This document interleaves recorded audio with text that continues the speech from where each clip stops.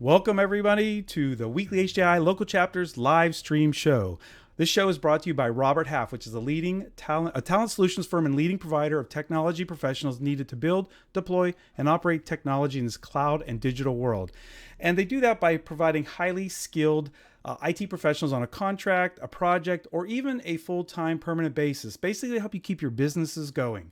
You can browse available candidates, you can search for jobs, and you can access additional valuable information on hiring and career insights online at roberthalf.com/technology. All right, let's get on with the show. Today, and Amy, I know I asked this, and I know we covered this, but I always mess up. I'm really good at names, and then I mess them up when I start the show live. But our guest today is Amy Kardel. Is that right, Amy? Did I get that right? That's right. Woo! All right. So Amy became a true technologist when she developed a language translation business using software while she was in college. That's awesome. And later, she co-founded an IT services firm, consulted and advised software companies, and she sat on CompTIA's board for 6 years, including 2 terms as chairwoman. Here's something cool. She also holds a law degree and now works for CompTIA on workforce development as VP Strategic Workforce Relationships. And she's passionate about helping people find on-ramps into technology careers. And if you were listening to her pre-show, she also is into chickens. Awesome. So welcome to the show, Amy. Yeah. Hey, from the low tech to the high tech, we've got you covered here today. Right? And yeah, it's true because, what's better than an egg sandwich before you go to work? I mean, right. Got to get those chickens. Even one for, chicken salad. Lunch. For lunch. Yeah. Yeah. Sandwich, right? So, first of all, you're like I think the third or fourth Amy we've had on our show, and they're always just awesome guests. And what you're bringing to the show today is really, really awesome and on point for us. And we're talking about maybe career seekers. And so let's start off by talking about like what your category, you classify categories of career seekers. Yeah. So in tech, and gosh, there's so many opportunities in tech for interesting careers. And the cool thing about tech is there's no dead ends. There's a lot of pathways through it. You heard I came in through software for language translation, and then, gosh, you can go into sales, you can go into consulting, you can go into deeper engineering, cyber.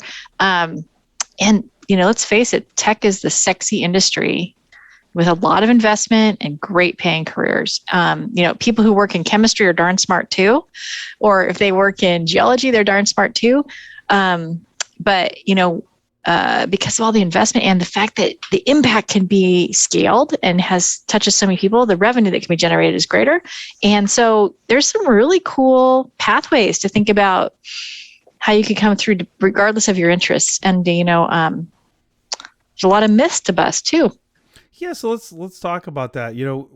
I know when I got into technology, it was way, way, way back. We were talking pre-show about where I'm at in my career, but I didn't even know what technology was. I actually went to school for accounting, and because I really loved math, and I didn't realize that the kind of math I liked was not the same kind that accountants do. It was more the kind of things like programmers and IT people do. Sure. But I really didn't know what technology was then. So let's talk about when I started, I guess the technology, I never thought it was bad. Matter of fact, it paid more than payroll did in my accounting job. So let's talk about some of this. Technology. I think there's some people that perceive like technology jobs that they just don't pay well.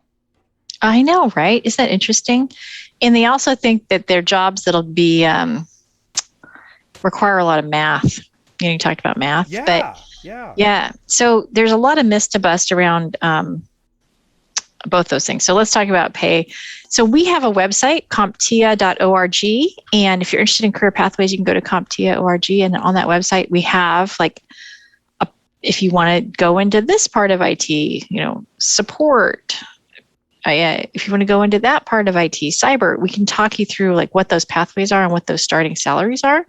So I think that's something to really go check out. It's a great tool to kind of get yourself oriented. And, I know a lot of kids who didn't go to college, but apprenticed or went into IT somehow. And, instead of having a bunch of debt when they're done, they're buying a house. Yes. And, we've had several shows. That's kind of tempting, isn't it? On that from people talking, our guests talking about and I have my degree right up here behind me, and not trying to poo-poo it or anything, but that is not the only way to get there. I have hired many people in IT, and I mean, I've hired them and I've seen them progress all the way up that didn't have a 4-year or beyond. Hey, and here's a top secret, Tom. Yeah. You get into one of these jobs at a company, they'll probably help you get your degree if you want to go that way. Why not have them pay for it? So there's a lot to know there. And the other secret I was going to tell you about math, the Mythbuster, boom. I took calculus for engineers and took all the physics, did all that stuff in college. Have I ever used it in tech? No. Don't tell anybody that. I was good at it, right? But it made my brain probably smarter for logic puzzles and stuff. But, it's interesting. The type of tech I do does not require a lot of math. No, does not require a lot of physics. Does not require a lot of chemistry. And so if you're scared off because you think, I hate all that sciencey stuff. Yeah. No. We have a place for everyone in tech. You could be a super math nerd or not. You could be good with your hands or not. There's kind of like different ways to go. People who solve puzzles. People are good at music. People are good at languages. People who are interested in psychology. Like there's a whole bunch of stuff in cyber that is pretty close to what you seem to like. And you bring up a good point, because I know we've had the book back here, Ben Brennan, who he started out as a psychologist and fell in love with IT for the customer support and everything. And also he, as well as I was going to mention, you hit a key one for me too, is I have a lot of people that have worked for me in the past that were or are musicians, and they, for some reason, they just no pun intended, but they rock it. They really do well in IT. Yeah, no, there's definitely patterns, and there's definitely sort of a way to logically think. Philosophy majors are really good in IT. Not a lot of jobs for philosophers these days, but you like philosophy, it's not that different from a lot of IT puzzle solving, because it's one part problem solving and another part communication a lot of times at work, right? So, and I think any job is a good first job. This pandemic, I think about all the kids in high school and early college years and young adults who've really taken it hard, because also it's been harder to get a part-time job, right? Who's wanted to go risk their health or, and as soon as you can safely get any job, if you're, in that transition phase or coming out of school and looking for the first career, like any job's a great first job, because you have to learn how to work on a team. You have to communicate. You have to show up. You have to do stuff you don't want to do. You have to learn how things work a little bit in the business. So, find a company that'll invest in you for your real first job, but career step. But for any first job, work at any counter. You'll learn something. At the donut shop, you'll learn something. It doesn't matter. I agree, because I know when I first got into the field, I told you I started out in payroll. I was an accounting major. Well, right. I went to business school. It wasn't even like a associate's degree or anything. Well, it wasn't an associate's degree, but it wasn't like a traditional 2-year or 4-year.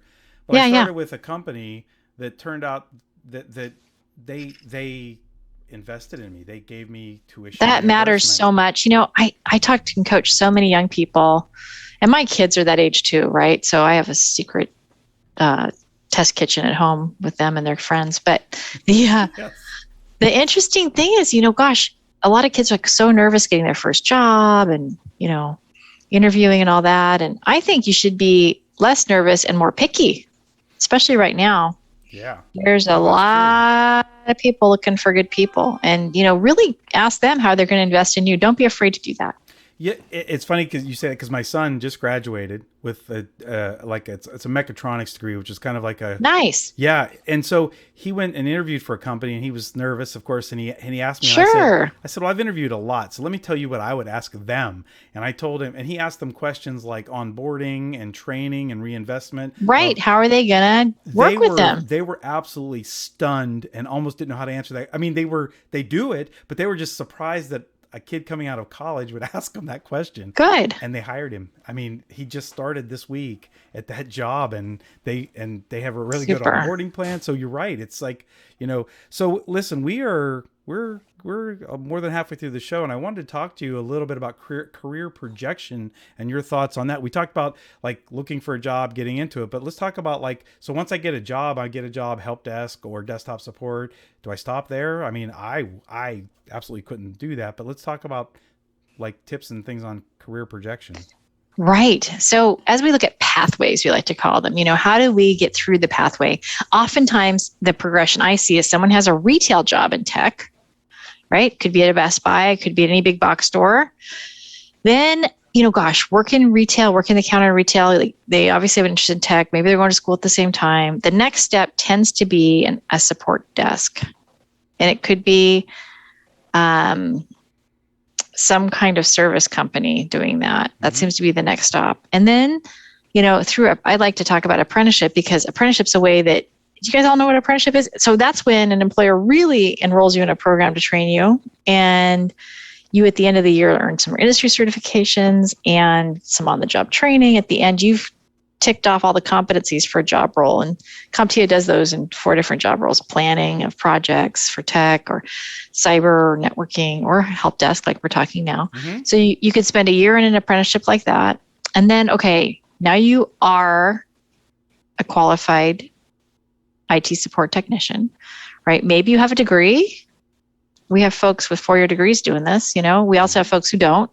Maybe you're a community college graduate. Maybe you're enrolled in community college. All those options are open to you. The apprenticeship doesn't require any of that. But maybe you do want to add some more technical skills, so you could attend and take more classes online. You could pursue more CompTIA certifications. Everyone knows the A+ certification is a ticket into tech, so that's really usually the basis. But then, okay, you've got, let's say you're bit by the cyber bug. That would be a kind of a stackable pathway for you. Yeah. Study some cyber, get your organization to have you work more on cyber things, or maybe networking is your thing. Maybe you want to understand how these networks work more. So stack Network Plus on top of that, and then go into that with more on-the-job training and learning. If you like that kind of puzzle solving. But if you like sales, you could stack that on top. If you like project management, let's stack that on top. If you want to do more work on the help desk, you could learn a lot there for a few years. And maybe you like managing people. Maybe you realize you want to be not managing people. So there's a lot of different sort of pathways off of that. And so what we see as a trend this year in our research really is that there will be an increased deprioritization of that 4-year degree. Most of the people we survey say, more than half of the senior executives say they don't think that the 4-year degree is going to be as important moving forward. So that's an interesting trend to keep in mind. If you're thinking about spending the money, really think hard about that. Yeah. And then the companies want to invest in training too. So there's a trend we're seeing there where continuous learning that's personalized to the job role will be something. Yeah, exactly. That they personalize. Because listen, I know we chat about this, I think, at the beginning, but I work for a university, so I shouldn't be saying this, but I went to, got my degree, and it was in not this, but my bachelor's was in computer science. And like you said about math, do you use it? No, it was the reverse. It was the reverse. I really didn't learn anything. Oh. I was going for an MIS degree, and I touched a computer on my 4th year in college for a computer science degree. I did COBOL programming. I know that's dating myself. I did COBOL programming on they graph still do paper. COBOL. On graph paper. Oh, that's different. So you're right. It doesn't necessarily mean, but when they reinvest in you on the continuous learning, they do want you to go to, like, we send our people to like the local training facilities for Microsoft certifications and just to learn the knowledge, not necessarily the certification. Because I tell people like that all the time, just like a degree. So you can have all the certifications in the world, but can you really do the job? Or you can be a paper tiger, or you can be somebody that really loves it and does it. And there are companies also that like my organization, we subscribe to some of those big LMS, just like, the online learnings where we pay for it, and you can just find anything and everything you want out there to train on. So I like your suggestion. Like, if you're a help desk technician, try for something like, in cybersecurity or networking. And I would say don't wait. Just start thinking even now about what can I do right now to move toward where I want to go. I think it can be soft skills too, right? There's a lot of things around self-organization, self-improvement. 41% of the companies we surveyed in this year's survey about trends said that they will have a new emphasis on communication and emerging tech skills for workers in remote environments. So it's definitely different now that we're more remote, right? And a lot of companies are going to focus almost half are going to focus on upskilling and reskilling incumbent employees. So that's why it's important to get into a company that's going to invest in you. Not every company has that mindset. True. But what we've seen is that we need to be resilient in our in our companies want to be resilient. They want to invest in training and retain the good folks they have and attract more of the good folks. So I would say, really think about, what is your personal growth plan? Is it, gosh, I'm really nervous giving presentations. I need to be able to speak up in meetings. Work on whatever the communication skill will help you next too, not just the tech skills. Hashtag communication or career planning. You bring I remember when I first started out in management, and you go through this training of like how to interview people if you work for a company like that, that trains you. And you'll always hear the question, and people used to hate this question: where do you see yourself in 5 to 10 years? Sure. But what we're looking for is, do you have a plan? Are you just going to come in and I like what you said, Amy, because we need to make sure, you want to make sure you have a plan for your career. Oh, that's telling me the show's over. Yeah, make sure you have a plan and work the plan, Yeah. But like you said, though, I think it's important that what you said, though, the key thing is not just where am I going to go next, but what's my plan out to, like, what ultimately do I want to be? If you want to be the CIO of organization, you need to be doing things between now and then to get there, not waiting for There's little steps. Yeah. It's a lot of little steps. Every day you have a chance to improve yourself physically, mentally, professionally, emotionally, so just take a little step every day. Very true. And surround yourself with people who give you good input. One place to get good input is a trade association. That's CompTIA.org. We're a nonprofit. We're out there to help our industry and help attract good people. So please come check out our website. We've got lots of resources for you. So we're at the end of the show. And so that was the tip. But is there any other last minute tips you want to share with career seekers or career advancers? Yeah, check out apprenticeship. You can go to apprenticeship.gov. That's the government website with every apprenticeship in the world to it. But we also have a CompTIA apprenticeship site. If you're interested in tech apprentices, we'd love to have you come take a look. We're sharing information about that, and ask employers about it. If they don't have it, look for one that does, because why not earn and learn at the same time? Yeah, and don't worry about what your background is if you don't even have technical. No, that should not be. Attitude and aptitude is what folks are looking for. We can train the skills. All right. Well, that wraps up today's show. I'd like to thank all of our audience for attending or watching this on our rebroadcast on YouTube. We're broadcasting live on Twitch. And next week, we are going to bring on a HDI fan favorite, one of our MCs to a lot of our big conferences, Kirk Weisler. So make sure you tune in for that one. And remember to check out HDIlocalchapters.org to find out more about becoming a member. Like CompTIA, HDI local chapters can help you find the network you need, advance your career, hook you up with people like Amy to get going in that direction. So check us out. And, remember, we'll see you next week. We're on here at the same time, every Wednesday. And remember to follow us on Twitch and YouTube, and follow #HDI Local. Thank you, everybody, and have a great evening.